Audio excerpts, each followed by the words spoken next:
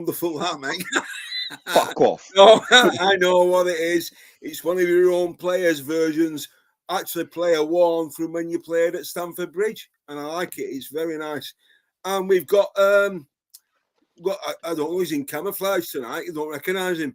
We've got Deck from the Final Whistle. Come on, lads. Good evening, Deck. How you doing? How are we doing?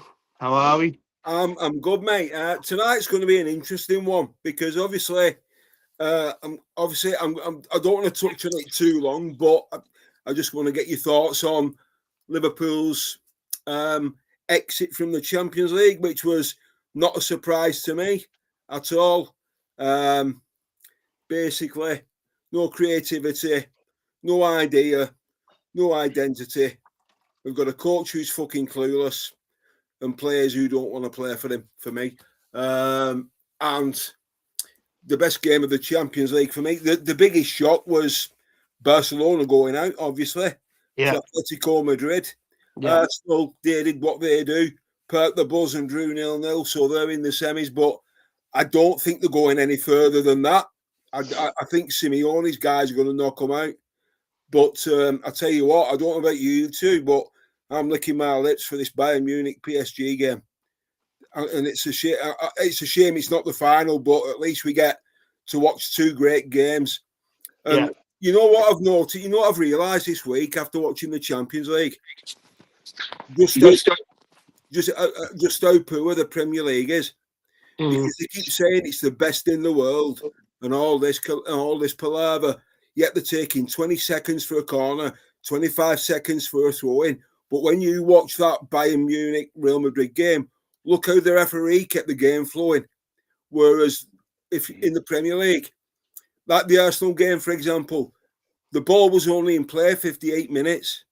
So my question is, and this is a serious one, this on where the Premier League and the PGMOL have got to act here. Are the referees not fit to do the job that they keep stopping the game? It's a serious one what's got to be asked. Because if you look at the Champions League and the Bundesliga and the other leagues, their football's all free flowing. It's not stop start like the Premier League is, and the Premier League's supposed to be the best in the world, but it's not.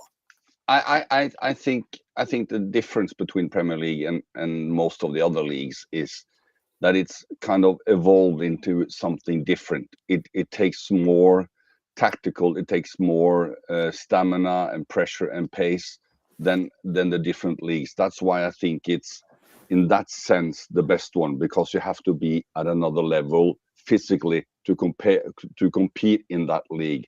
That being said, I don't necessarily think that evolvement has been to the greater good, because when you see the English teams in the Champions League compared to the other ones, it's a different ball game. It can't compare. I mean, as you said, the Sporting game, I had that one on.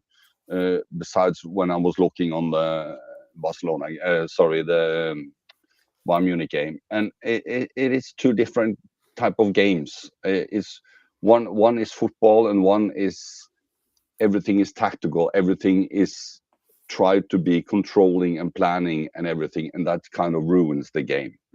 But just to finish my feedback on that before we go to Deck, I think is that none of us who has been on this stream, or none of us who has been in the chat, has been surprised that we were knocked out of PSG. That was expected. I think it was expected for everyone from FSG to the cleaning lady to the crew on the ground to the blind man on the street. Everybody knew that was going to happen. But I think the second half was a decent one, but we've had a couple of those, so that doesn't really matter. We got knocked out. Everybody knew it, and now it's the derby on Sunday. So, Deck, what were your thoughts on the game on Tuesday night? Yeah, evening, lads. Nice to get on streamages again. I just think like Al said, he hit it on the nail on the head there. Like, everybody could see that was realistically going to happen.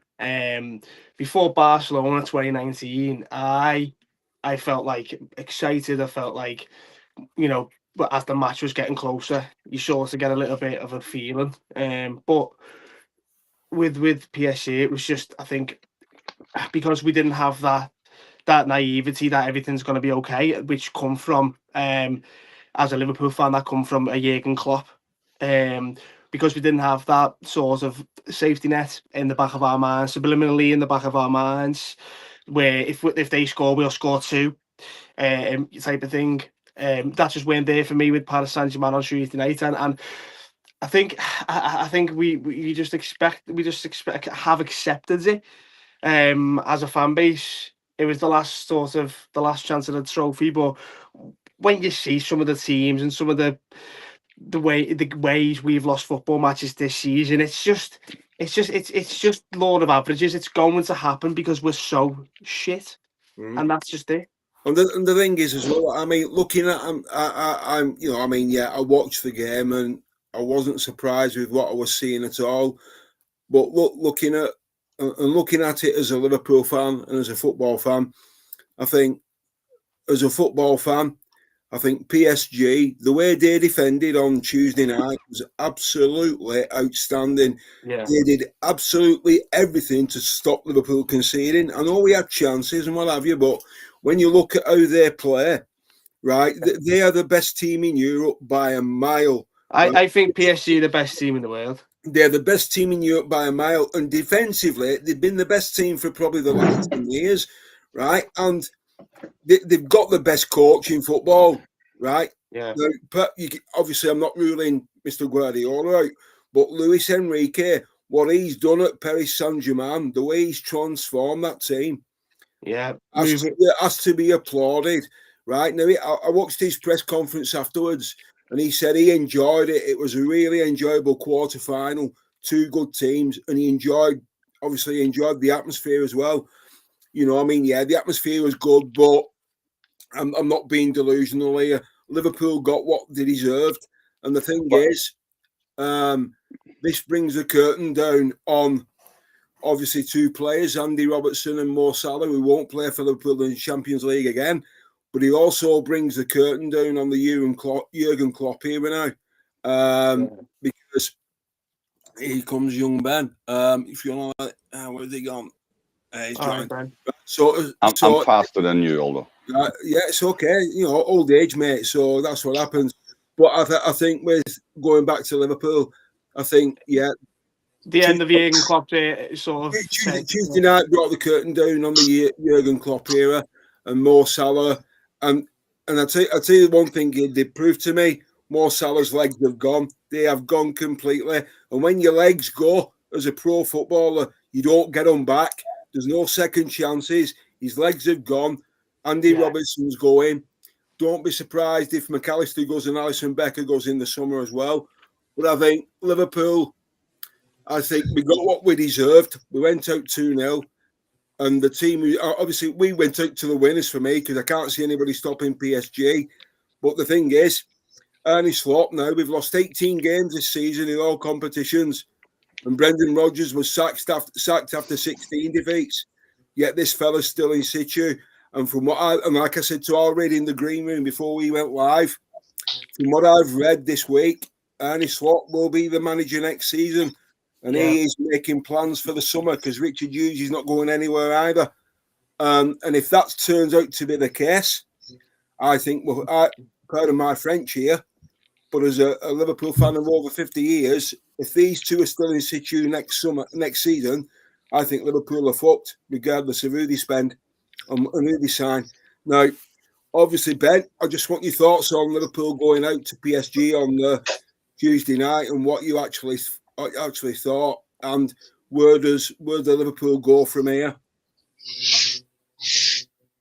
I actually enjoyed the performance on Tuesday. Can't lie. I mean, I said time and time again, we can't compete with PSG under a different manager. Tuesday proved it. Right. I'm not surprised that we didn't go out because at the end of the day, we didn't take the chances. And in the top level, if you don't take your chances, you get punished. Simple as that. Well, the thing is, when you look at the chances we had, and then you look at the one Dembele, I thought, here we go, bang, what a finish. No complaints at all. But I think our game plan got thrown out the window when Ekitike's Achilles blew up. That was a haymaker in the plan. You I'm could not tell using it because as an excuse. it's No, like, it's not an excuse, but I agree with Ben. I think that the plan, we the started. plan, yeah. So it was the plan to bring Salah on or Gap or whatever half time. Mm. We had to do that 20 minutes early, and you could tell it was a shock to the system. When Alexander Isak had to come off as well, Ben, at half time, you mean as well? Yeah, and that. Yeah. But you could also tell from the moment Ekitike got subbed off till half time, there was a clear shock in the players. It was a haymaker in the plan, and they were flailing. Luckily, they recovered it at half time, and it showed because for that second half, if you look at the statistics, if you remember watching the game, we didn't give them a damn thing until they scored.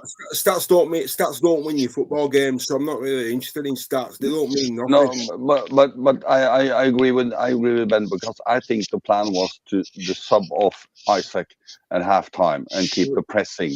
He shouldn't have started anyhow. No, but the point is, the plan was to start him, and Hugo Ekitike would do the pressing. Now he had to come off, and they already knew that Isaac was coming off at halftime.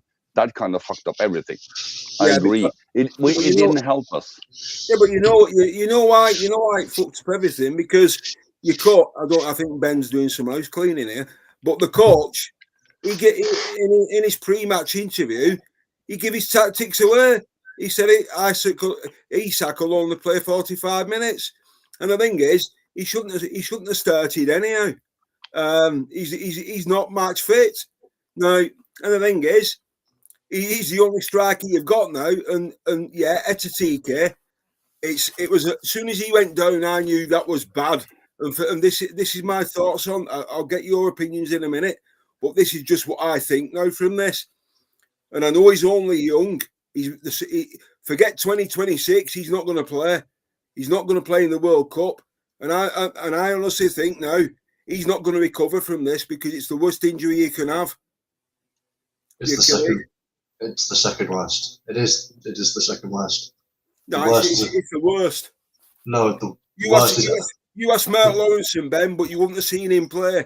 He had the same injury as Isak at Liverpool. And Liverpool binned him off because he couldn't recover from it. He couldn't run again. Craig, it's very scientifically proven the worst injury is a torn patella. Kulusevski currently has it, yeah, and he's not expected to recover again for at least another 6 months. And he's already been out for 12 months. Torn patella is factually worse than an Achilles. So everything I've just said to you sound like the good doctor at the minute. So everything I've just said to you has basically fallen on deaf ears. Well, no, I agree with you. It is one of the worst. One of the best defenders we had in Mark Lawrenson, alongside Alan Hansen, had the same injury as Ekitike got on Tuesday night, and his career was finished. He couldn't run again. But Craig, it wouldn't surprise me if Ekitike is the same. Craig, medicine and recovery and everything like that has evolved for the last 40 years. Physiotherapy, science, medicine, surgery, everything. Well, we'll see. Right now, I'll always stand on the opinion that the Achilles is not the worst injury. It's the second worst. The torn patella is worse. But here's my question to you, Ben. I'll start with you on this one. So obviously, I mean, we all knew we weren't going to get past PSG, and anybody who thought we were, you're either on the spectrum or you're delusional, because there was no way we were getting past them guys. They're the best team in Europe, probably the best team in the world at the moment, with the best coach. But the thing is, Ben, right? We're now at the business end of the season now, right? We've got 6 games to play. Liverpool play 5 of the top 8 in the last 6 games now. Now, we've got a game on Sunday against a team who are in a very good place at the moment. And they're playing not bad. They're playing better than Liverpool, put it that way. But if Ernie Slot, but from what I've been reading, Ben, right, this week, if Ernie Slot doesn't secure Champions League football, his job's safe anyhow. So what are your thoughts on it first? I don't believe that for a second. Well, like I said to Alvin in the green room, apparently Xabi Alonso's not on Liverpool's radar at all, and Ernie Slot will be the manager next season. So yeah, so I know Ornstein reported that he was in a Q&A midweek. That's the biggest lie ever. Xabi Alonso is 1000% on our radar. The club No, are just Xabi, he will be because he was who they wanted to get before they got Slot. It was only because they couldn't get him that they went for Slot. Anyway, so he's 1000% on our radar. And it's just Michael Edwards, who is David Ornstein's best friend, by the way. Michael Edwards defending Slot publicly, like he did with Brendan Rodgers.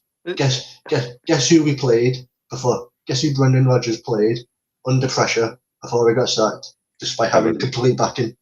Everton. Yeah, but 16 defeats and you get sacked. I just want to say something, and I said that in the green room before the game.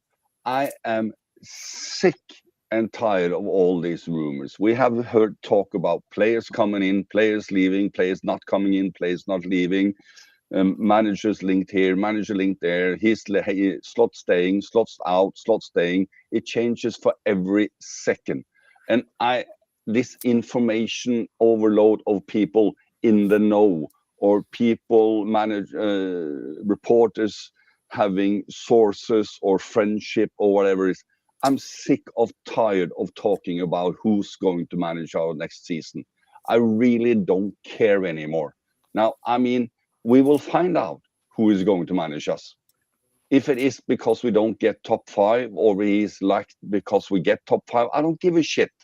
It's 3 months ahead of time.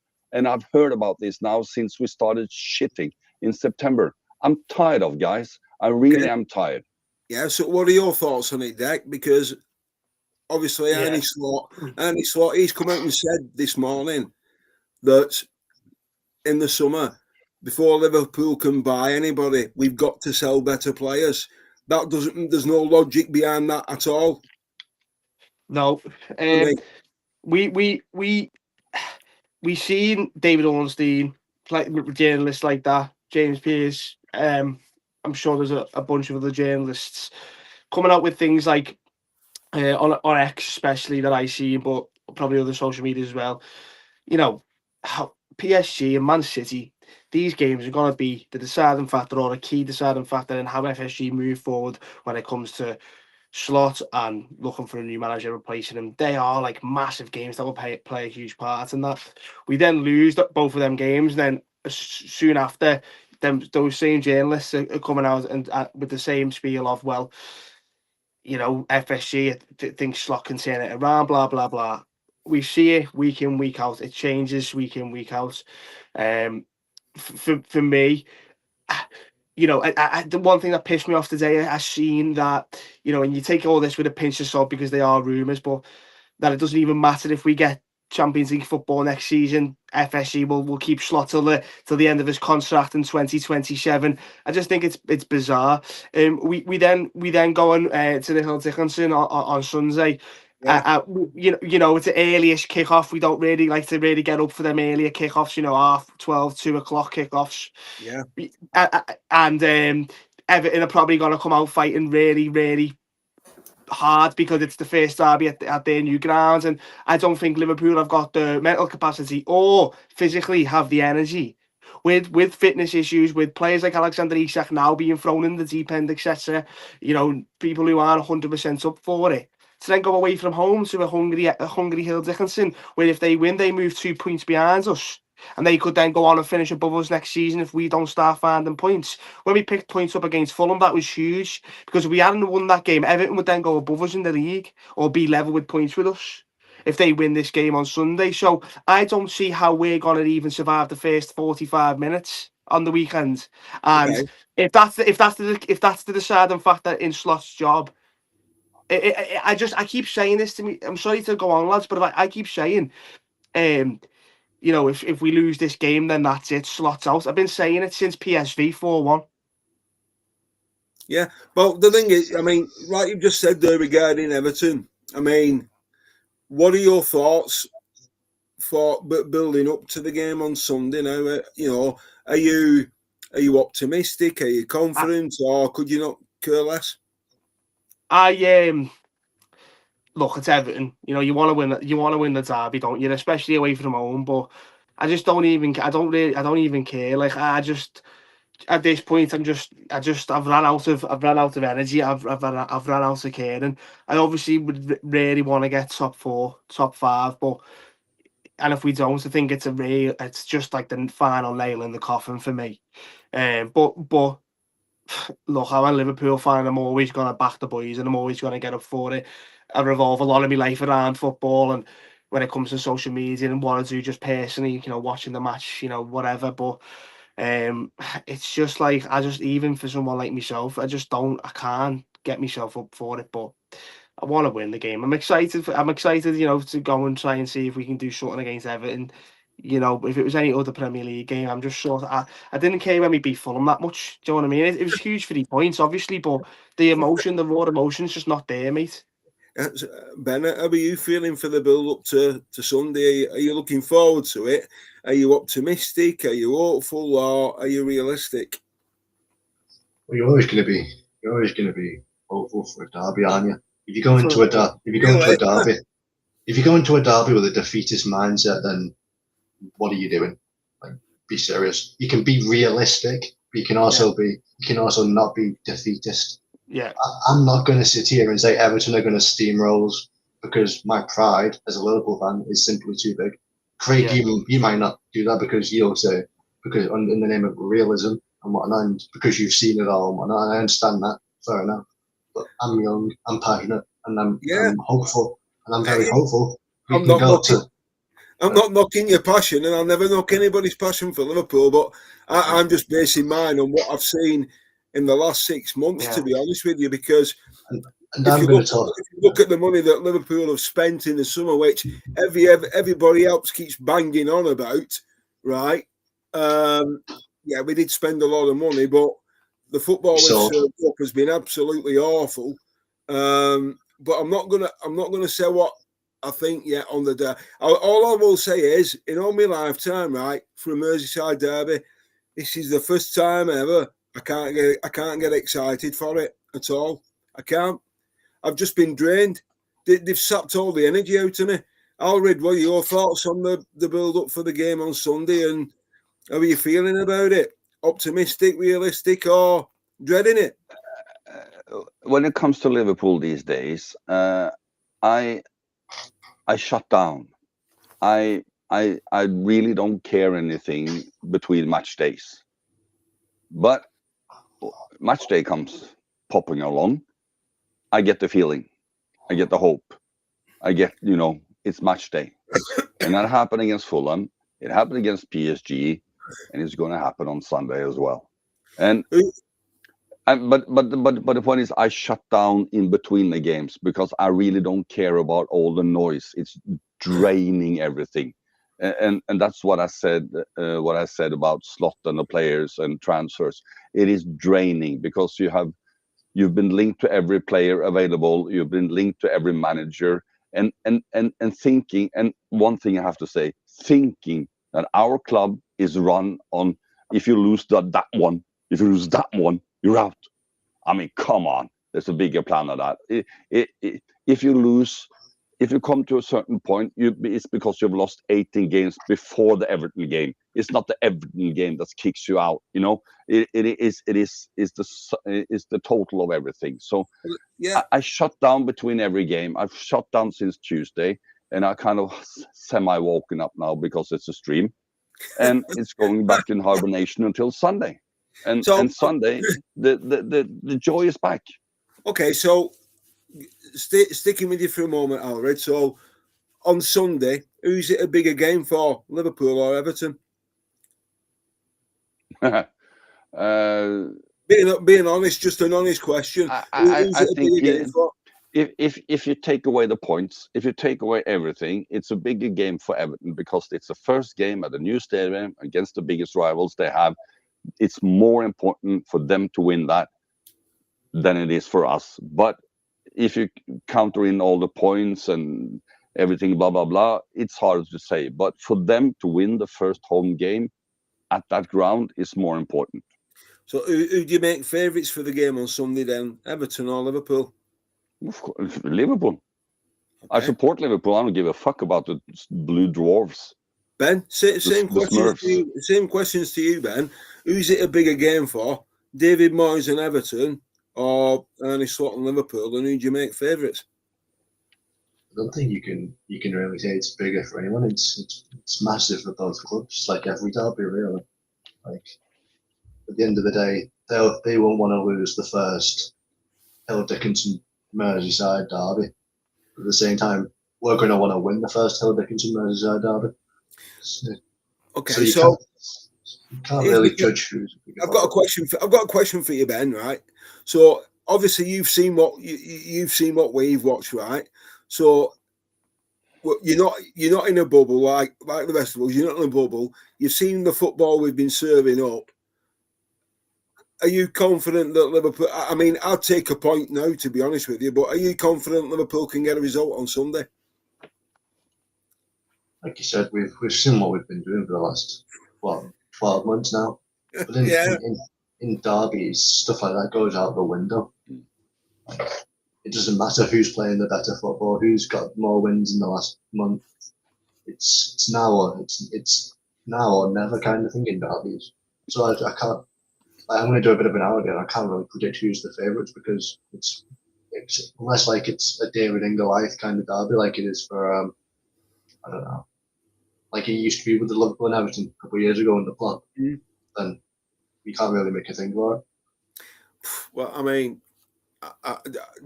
all I would say is that I've just got a feeling that it's going to be blood and thunder like it always is, and it wouldn't surprise me if somebody gets sent off because there's been more red cards in that derby than any other game in the Premier League. Deck, what are your thoughts for Sunday? Who's it bigger for, Arnie Slot or David Moyes? Yeah, I think the first derby in their new ground is going to play a massive part. Liverpool, like Ben said, are going to want to go just as much and win at the Hill Dickinson for the first time. Be just as much as Everton want to go and win the first derby at the Hill Dickinson for the first time. And I think as Scousers up through and through as we both are, it just takes it to that extra level. And I think Sunday's going to be a real dogfight. Regardless of Liverpool are shit or Everton are shit or where you are in the league. I just think that derby is huge for both clubs just because it's the Merseyside derby and historically that's what it's been known for. We've seen so much over the years. Ben mentions obviously you can look at it as a few years ago Liverpool were always going to be the favourites going into a derby. As we were superior under Jurgen Klopp, but compared to Everton winning major trophies, etc. But Yeah. I just think it always seems to me. I always find on a derby day, form just goes out the window and anything can happen. I think Slot's got a lot of pressure on him because he wants to keep his job and he wants to prove that he can go out there and he can win games of football. But also, the Evertonians love David Moyes. From what I've heard, I haven't seen any negativity towards him from the Evertonians. So, they're gonna be back behind their manager, and David Moyes is gonna feel the love and support that he has from all the Evertonians. And the Hill Dickinson, it's a bigger ground. And it's gonna be loud on Sunday, and Liverpool really needs to lock in for that derby. It is. I mean, to be fair, it's a bigger ground, and I've got mates down in our neck of the woods who are Evertonians, and they've said the atmosphere is awful. It's not a patch on Goodison Park, and I think another thing in Liverpool's favour is I don't make us favourites on Sunday at all for the probably first time in a long time for me. But I think, but you support you'll obviously always support and back Liverpool. You'll always back Liverpool to win. Yeah, but the thing is, I think we've got to make this ugly on Sunday because if you look at it, I mean, if you look at how we're playing, there's no creativity, there's no identity, they've no idea. There's no the fear factor's absolutely fucking gone, and the mentality in the squad left when Jurgen Klopp left. Craig, you got to take into consideration. You talk about the money we spent in the summer. One thing is all the players. But everybody spends. Wait. The point is, we lost a lot of players. That's one thing, and the money we bought in. the 3 players we bought to play up front, they before the PSG game, they've played 88 minutes together. Yeah, Now that I mean, Wirtz, Hugo Ekitike, and Isak had been playing 88 minutes together in a whole season. I see that on Tuesday. But Isak's been out. Isak's been out. Yeah, but that's the point. That's the point. That's the point. Yeah. You buy the 3. Wait. You buy the 3 creative players. You buy the 3 players to replace the creativity lost, and they've been out for every game they've played. Even not one match together. One match. Of course, that's going to hurt. Of course it is. But the thing is, Isak's been out injured all season. Florian Wirtz is being played in the wrong position. He should be being played as a 10. He should be the number 10. Yeah, but it doesn't matter. He hasn't had anyone to play as a 10. I mean, Wirtz should be being played as the 10. And for me, I mean, all right, Isak's been injured. But for me, I'd sell him in the summer because I think it was a move. Wait, you're not listening. The 3 players we brought in to do the creativity have played less than 1 game together. And when you add that up with Salah having a dip like no one ever had since anyone fall off a cliff, and if you bring all that in together, if Salah had the numbers he had last year, we wouldn't sit here and complain about the creativity because he would carry the team again. But he fell off a cliff, and the 3 players we brought in haven't played a game together in all season. Of course, we're going to have issues. Yeah, but the reason Salah fell off a cliff is, like I said earlier on, Salah's legs have gone, and once they go, you're never going to get them back. It doesn't come back. Yeah, he's not disagreeing with that. He's just saying that because of these factors, because Alexander Isak's been injured, for example, that Liverpool would have been overall better, if Salah's legs hadn't gone, for example, and he hadn't fell off a cliff. That's the point. Exactly. I'm not saying that it's an excuse. I'm just saying when these 4 factors play in at the same time, it's going to have an issue. Take out the 4 best players of City for any reason whatsoever. Take out the 4 players and let them play 1 out of 40 games and see how that's going to affect them. Yeah, every club has injuries, and you've got to deal with it. You've got to suck it up and deal with it. That's how it is. That happens every season in football to every club. So you can't use injuries as an excuse. That's just. I didn't use an excuse. It's an explanation. That's a completely different thing. It's an explanation. Yeah, but injuries do happen in football. But then that's where managers are meant to come in. A manager is meant to know how to work his squad. Slot has 0 clue or 0 idea how to use his squad.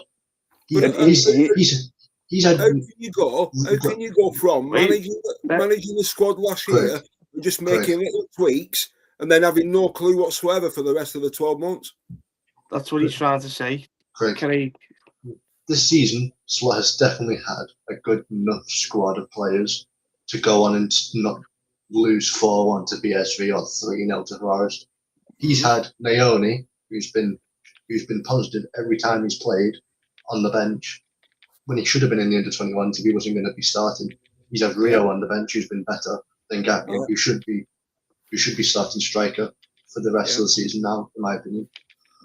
And he's had Calvin Ramsey on the bench, not even on the bench. He's had him in exile. He's had who else has he had? Loads of youth players. Chiesa. He's had Chiesa as well. He's got a good squad. He just doesn't know how to use it, and he refuses to use them because his job's on the line now because of his own faults at the start of the season. So now he's using them as his scapegoats. The reason why we survived last year is we'd had almost no rotation, and that means when we had almost no rotation, that means you can survive with 12, 13, 14, 15 players for the season until we won against Spurs and everything gone the wrong way. But wait a minute. When the injuries then started coming in, remember, we bought fewer players than we lost. So already there, we're in shortage. And when the players we have or bought in get injuries that last a season every time, of course he's going to notice that one. It kind of put a little grease in the cogwheel now, doesn't it? But I agree with Ben when it comes to man management. He has no fucking clue how to manage a squad outside the 15 players he favors. If this has been any manager, he would have used the players Ben mentioned. He would have used someone from the under 21s team. He would have included the fringe players, if you want to call it that, instead. And that's why he made the mistakes. That's where he made the mistakes. Not only Arne Slot. I think Richard Hughes and Michael Edwards are culpable here as well, because it's been neglect from the top. Because one thing in the summer we should have done, for me, now you might disagree, and if you do, I respect what every one of you says, but one thing we should have done in the summer was sign a centre-back, right? And we seriously missed the boat not signing Mark Gay. He's made history this season. He's the only player in the Premier League who's beat Liverpool 5 times, twice with Crystal Palace and 3 times with Manchester City. We should have signed him. It wasn't we who stopped that transfer. No, but we know who stopped it. We know that. We know who stopped it. But what I'm saying is, with what Manchester City paid for him, Liverpool are fucking arguing over £5 million, and you don't get it over the line. This is why you find yourself in the situation you're in now, because it's been an absolute shit show. And from what Arne Slot said this morning at 9 o'clock, we've got to sell better players to bring better players in. That's not logical to me. I mean, I can rhyme off 7 players who are going to be leaving, but it won't make any difference, because I ain't got a snowball's clue who we're going to bring in and who they're even looking at, because the fixtures, which are coming up this weekend, something is on the line now. And the thing is, before I go on to the fixtures, because I want your predictions from all, will Liverpool finish in the top 5? Probably the yes now, because if Newcastle and Chelsea had got their acts together and not been playing as bad as they have, Liverpool wouldn't be in the top 5 or anywhere near it for me. So we're going to take the 3rd place from United. Sorry? We're going to take the 3rd place from United. Will we take the 3rd place from United? Yeah. No, we won't beat United at Old Trafford. We're 3 points behind. Come on. We won't win at Old Trafford. The thing is, you can say all you want about, like, oh, if Chelsea were better, they'd be above us. If Newcastle were better, if Everton were better at the end of the season. If we were better in the middle of the season, we'd be in the title race. But okay, Ben, I know you're saying that. Okay, let's just take it back then. At the start of the season, if we hadn't won the first 5 games of the season, where would we be in the league now? We'd be worse. Spurs, what if he hadn't been injured? What if that happened? In an English, I'll say it in English. If my auntie had balls, she'd be my uncle. Yeah, but that's the point. What if we won the first 5 games? Move on. Yeah, we got the injury in Isaac. Move on. Ben said if we'd have been better in mid-season, I agree with him. But if we'd have lost the first 5 games, the Liverpool fans have been up in arms and said, get him out now. Okay, been crying for his head since November. Yeah, but the point, listen, Craig. We have played 32 games. We have been shit. We have been good. We have been this. We have been that. We are still 3 points behind United. That's the fact. It doesn't matter if we did or if they did or if blah, blah, or if what. We're 3 points behind. We can get those 3 points. 3 points behind, and if Everton win on Sunday, they're 2 points behind us. Yeah, but if we win, we'll find out, won't we? We'll find out. Why are we arguing about that? If we did this or if we did that? It's not arguing. It's not arguing. It's a debate, right? So basically, before I move on to the next one, now Ben, whatever you type in there. Ben, Deck, no, I need you to listen. No, seriously, guys, I need you two to back me up on this one now. Ben, you've got to back me up on this. Deck, I need your full support here, because Mr. Arteta in the top right-hand corner, right, Alred, he's bottling it, right? Simple fact of bottling what? Simple fact of the matter is this, right? I'll explain in a moment. Before I do, Everybody else out there, get your questions in, get your comments into Ben and Alred and Deck, not me. Make sure you follow the final whistle. Make sure you follow the Norwegian Red and my mate Ben in the corner, right? Even though we don't always see eye to eye, but I'd crawl over broken glass for him, whatever the case was. Anyhow, moving on. The fixtures for the weekend. Now, like I've just said, there's a lot riding on everything here, Deck, as you know, because we've spoke about this a lot, Ben, right? So these are the fixtures for the weekend. Now, to make it easier for all three of you, and myself included, the fixture, I'm going to read the fixtures out, and I want a prediction of the score for every game, including the Merseyside derby. But already said he won't predict the Liverpool score, but he'll predict every other one. So he's doing the Mikel Arteta here, guys, and bottling it. We can get away with this. I'm not bottling anything. I'm just, I'm pleading. No, I'm pleading the fifth. Shush, at the back of the class, quiet, right? So to make it easier for you guys, there's three categories on the predictions you're going to give. There's hopeful, right? What hopeful, right? Then there's honesty, and then there's realistic, and then there's reality. Okay, so I'm going to start at the top, right? 7th taking on 12th. Brentford play Fulham. Right, so I've gone for a 1-1 draw on this. Can we zoom in on this, please? What are you doing, Alred? I'm trying to share, so we don't have to remember everything. Anybody, cheers, mate. Nah, zoom in. Can we zoom in on this? I'm trying. I'm not used to this shit. I already wrote the fixtures down, so see where it says zoom next to help on the top left. All right, but that's some. All right. And then roll your mouse. Yeah, wait, out a bit. Yeah, okay. Right, so we got Brentford versus Fulham. 7th That's versus tomorrow. 12th. I'll take the Sunday later. Right, so we've got Brentford versus Fulham, 7th versus 12th. I've gone for a 1-1 draw on this. So I'll start with Ben at the bottom. So we're going to start with Ben at the bottom. Ben, what are your thoughts on this game, mate? 7th versus 12th. We can take everybody. Can we take all the predictions? Well, the thing is, you're not remember them all, will you? So just do it game by game. I'm going to do I'm going to do every one of those. Okay, so all right, we'll start with you then, Einstein. Okay, so Brentford versus. So okay then, Einstein. Brentford versus Fulham. I think Brentford. Score.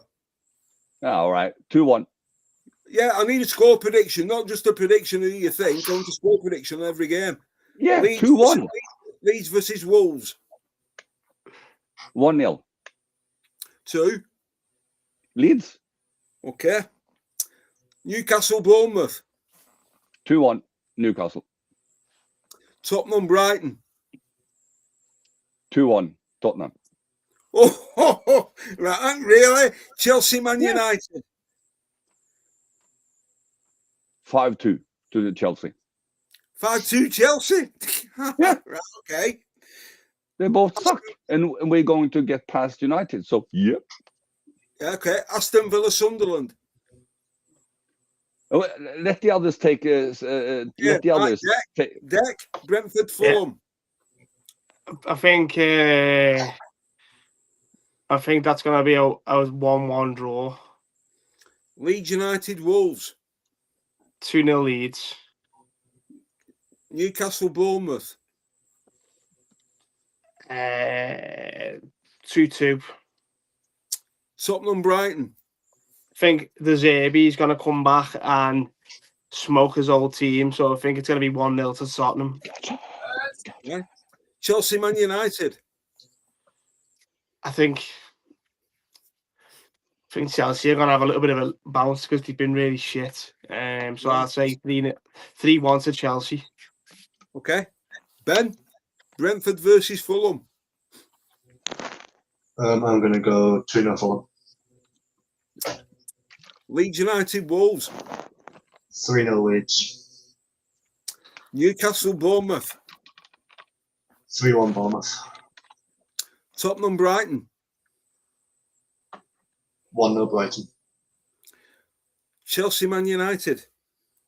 2-2. Good man. Right, I've gone Brighton, Fulham 1 apiece. Leeds Wolves 2-1 to Leeds. Newcastle Bournemouth, I've gone 2-1 to Bournemouth. Spurs versus Brighton, I've gone 2-0 to Brighton. Chelsea Man United, I've gone for a 1-1 draw. All right. So that's 2 for Spurs and 2 against Spurs. Yeah. I don't think Spurs will win again. Spurs lose tomorrow, they're down.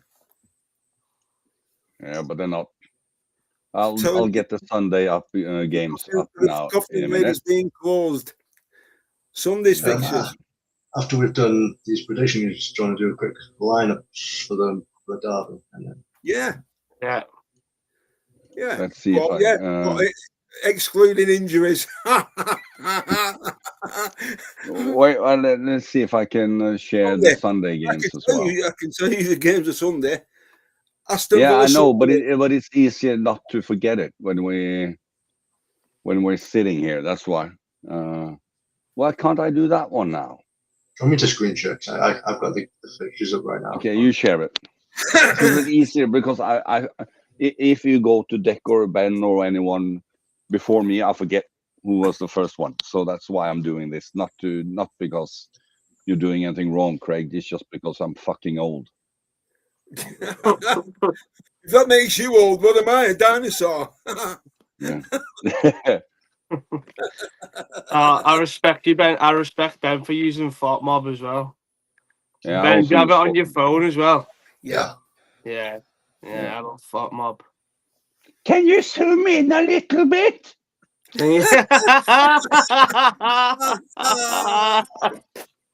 Can you zoom in? Can you zoom in, Can lad? you zoom in? Yeah, I've got glasses on, but He's going. I am. Just hang on a sec. Hang on.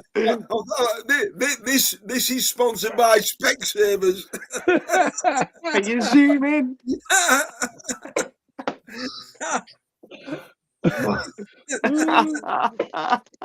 Oh, brilliant!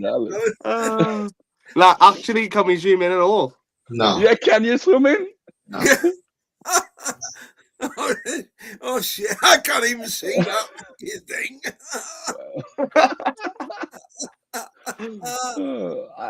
Oh Christ! Oh Jesus! It's so good. I shit myself. Oh yeah, I've got it on my telly. I've got it on my telly, lads. I can't see you telly from here, Dick. Hello. No, but let's continue. I can read it. Yeah. And Deck got it on his telly, and yeah. Aston Villa, Sunderland. Who's starting? Alred. Who's starting? All right. Okay. Villa, Sunderland. 2-0 to Villa. 2-0 to Villa. Everton, Liverpool. Next. Everton, Liverpool. Come Next. on. Score, come on. No. Score prediction. Come on, No. Bottle. No. Come on, soft lad. We'll zoom in for you, lad. I'll disconnect from the live stream before I give you a prediction. Why will you not give a prediction for the? You're not going to jinx it. Yes, I am. I jinx everything I talk about when it comes to Liverpool. You can't make us any worse than what we already are. Harold, say 3-0 Everton and then jinx that and it'll be 3-0 Liverpool. Yeah. No, it doesn't work like that. I'm not saying anything. Nottingham Forest, Burnley. 1-0 to Forest. Man City, Arsenal. Oh, I don't want to jinx that one either. But Game of the weekend. You've got to give a prediction. Yeah, I'm working on it. Score. 2-1 City. 2-1 City. Deck.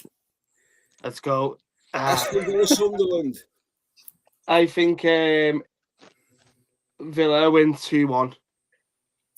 Everton, Liverpool. You see, it isn't easy. It's horrible. This is horrible. This is Everton, horrible. Liverpool. Come on. Oh. Am I allowed to say? Deck. Hang on, Deck. Oh, right. You've got 3 categories: hopeful, honestly, and reality. So, what are you hoping for? What are you hoping for? We win. Right, so score if you win, hopefully. If we win, can we just get the 3 points? No, score prediction, hopefully. No, you've got three. Like, Jordan, 2-0 to Liverpool. Right, so now, honesty. So, what do you honestly think the score will be? Fucking 2-1 to Everton. Right? In reality, what do you think the score will be? A 0-0 draw. Right, okay. So, Nottingham Forest, Burnley. 2-0 to Forest. Right, yeah. Man City, Arsenal. Yeah, I really hope Man City win that game. I will be a City fan for that game. It makes me feel sick saying that, but I will be. And I hope City get the 3 points. Score. I think City. I think City are a lot better than Arsenal. So I think it'll be 2-1 to Man City. Arsenal will just get lucky off a set piece or something like that. The Arsenal were outplayed by Bournemouth, and I think as well that final, that semi-final between Atletico Madrid and Arsenal in the Champions League is going to be so fucking boring. Yeah. So Ben I think stopped there City. for I you. think City can overcome them, and I think Ben? City. I think City win 2-0. Ben, Aston Villa, Sunderland. 3-1 Villa. Everton, Liverpool. 3-2 Liverpool. How the Forest, fuck are we Burnley. going to score 3 goals? Forest, Burnley. 3-0 Forest. Man City, Arsenal. 4-2 City. 4-2 City. Right. I like that. That's a very Manchester City fucking score, that, Ben. Can we all agree on if Arsenal get a draw on that game, they win the title? Yeah. If Arsenal get a draw, they win the league mathematically, isn't it? I'll give you my prediction. I'll give you my prediction, right? Yeah, I want to hear you. Come on, Craig. I'll give you mine. Right? You might not agree, but this is just what I think and what I feel. Aston Villa 2-1 against Sunderland. Everton versus Liverpool 2-0 to Everton. I think we'll get beat. Notts Forest Burnley 2-0 to Forest. And Man City Arsenal 2-0 to City. Yeah. Derby. You can do a lineup builder. If you want to debate the lineup and build your starting 11 for Sunday. Yeah. Well, crikey, who've we got left? I just gotta say, I have 2 derbies on Sunday. Can you share my screen and we'll build the lineup? Can we zoom in? It's pretty. This one's pretty zoomed in. All right. Okay. Thank God. Okay. Let's see if we allow that one. Right. Okay. Public defender evidence number 1. Are you trying to share, my friend? Yes. Why am I not seeing it? 1 minute. The little men in the back are working very hard for Ben. Yeah, they are, aren't they? That's zoomed in. Okay. Here we go. Can we zoom in? That's pretty zoomed in, he says. Yes, Grandma, we can zoom in. Let me get it on me telly. I can't think who we can have in goal. It's got to be fucking Lloris Karius, hasn't it? Ramsey. Ramsey's going to go in goal. Mama Dashvili. Yeah. Mama! Ooh. Mama! Gomez in goal. He's out injured anyhow, so.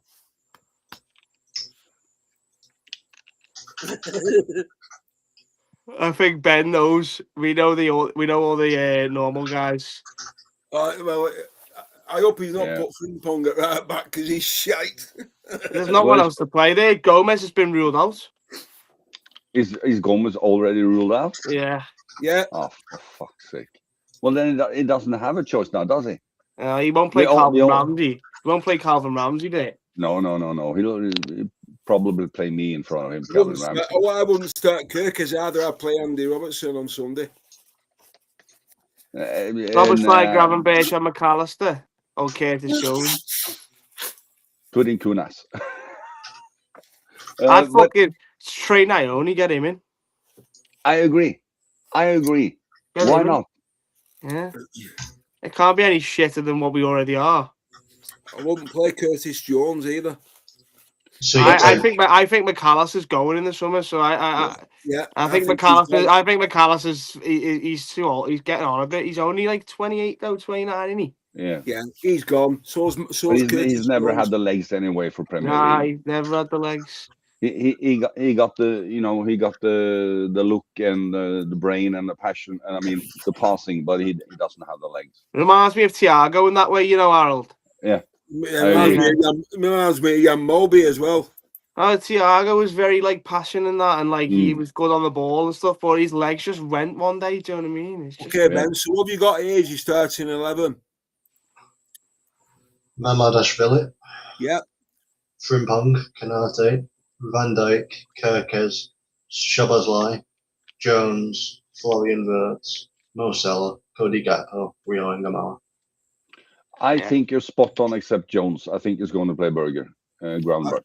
I'd play Andy Robertson instead of Kirkaz. I think I think Craig's crazy. I think Craig's crazy wanting Andy Robertson to go up against Ilman and Jai. Yeah, no, not a chance. Andy I think Kirkez has to go up against Ndai for sure. I think you're right with Gakpo down the middle because he's the only guy who's sort of fit that can play that sort of central role. He's not completely new to it.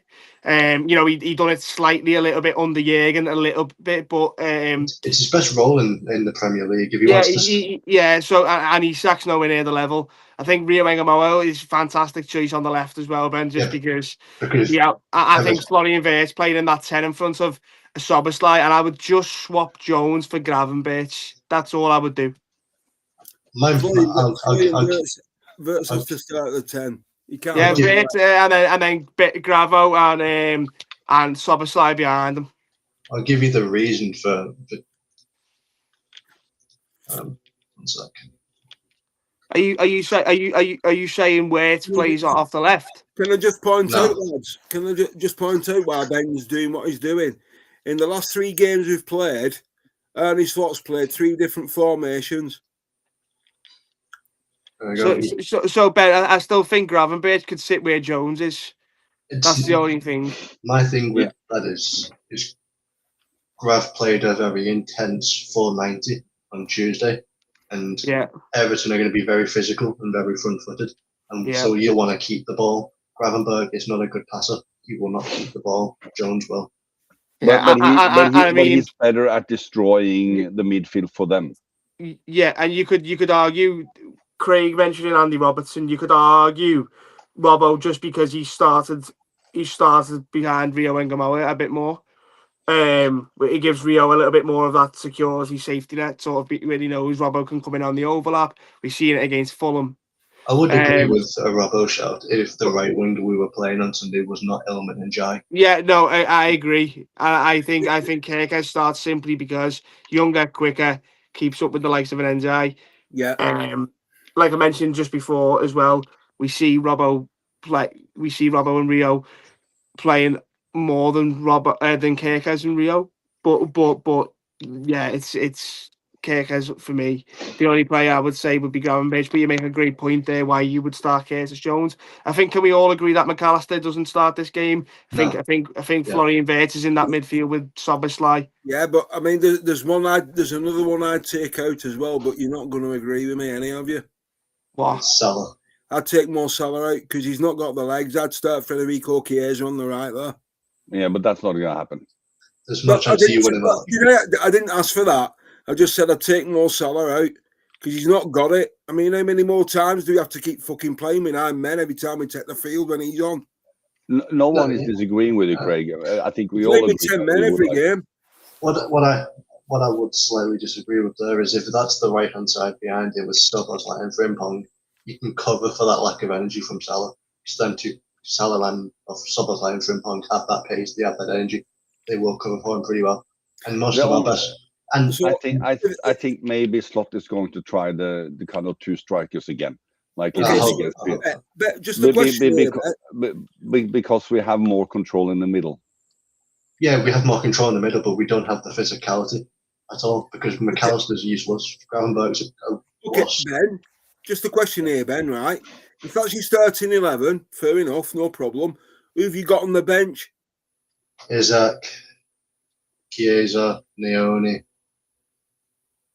and yeah, that's about it. So Unfortunately, you've depth not got a is full, in the mud. so you've not got a full quarter on the bench either. No Gomez. There's no Ekatike. No Allison. So no Conor Bradley. So apart from Trey Ione, Chiesa, Isaac. Chiesa, Macher, Grav, would one of the two probably have two goalies on the bench. There's just not a lot. There's just not a lot. We're a very, very thin looking team at the moment, lads. If you ask me. Okay, so what formation do you think he'll play, Ben? Because, like I've just said, the last 3 games we've played, he played 5 at the back in Paris. He played 4-4-2 at home against PSG, which was fucking bonkers. You don't play 4-4-2 against them, right? He's played 3 formations in the last 3 games. So what do you think he's going to go with on Sunday away at the Old Dickinson? I'll give you I'll say what I think he goes for and what I hope he goes for. Because what I think he goes for is the 2 striker with like 5 midfielders. Like Harold said, he'll just try and bulk up the midfield for some reason, which hasn't worked at all since West Ham or Inter game. Yeah. But what I want him to do is what's on screen, this 4-2-3-1. Because every time we've played this system, we've played our best football. Like the Atleti game, the Frankfurt game, the Madrid game, we play this formation, we play good football, and we win. All right. Well then, lads. I gotta go. Yeah, gotta go, lads. Pleasure. That's been an interesting one. Yeah, it is. Also, Real Ingham, I would just have to start because they're starting Jake O'Brien, who's an absolute oaf and a lump at right back on Sunday. Yeah, I agree. I think Rio's going to start. So we will soon find out. Come 4 o'clock on Sunday afternoon, we'll have all been put out of our misery. One way Stream on Monday. We'll have got 3 points, and the thing is, we've got, as it stands at the minute, we've got a 4-point buffer to Chelsea. So, which is it's okay, but in a way, we need Villa to finish 5th. Because if Villa finish 5th and go on to win the Europa League, which I think they will, then 6 places get Champions League football. Yeah, so it's been a good one. So anyhow, to our non-predictional Alred, the Leeds United fan in the top right-hand corner, and our very own Alred, just before you go, sorry, what was the other derby that you've got on Sunday?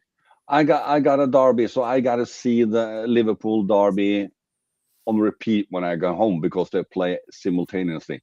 My derby is my team, Vålerenga, who's playing a bunch of farmers that lives on a train station not far from here. It's called Lillestrøm. What time is kickoff? The time kickoff at that game. Let's see. It starts at 1:30 UK time.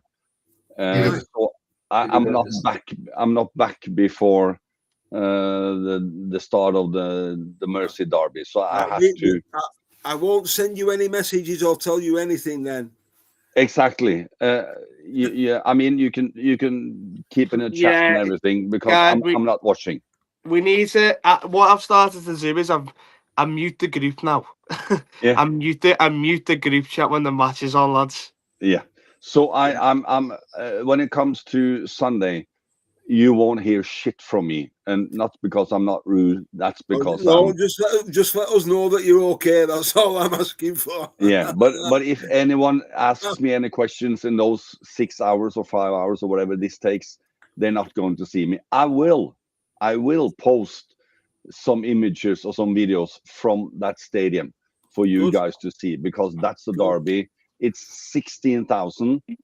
It's not much compared to Anfield, but it's going to blow your mind when it comes to stadium. So sorry. Okay, guys. Atmosphere. Oh, we will wrap this up for tonight. So Take care, guys. From me, from Ben, from Come on. Alfred, and from Deck. Up the Reds. Have a wonderful weekend.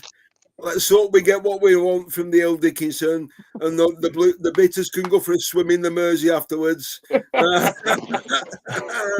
And, See you later, lads. And we will see you all on the next one. Take care, guys.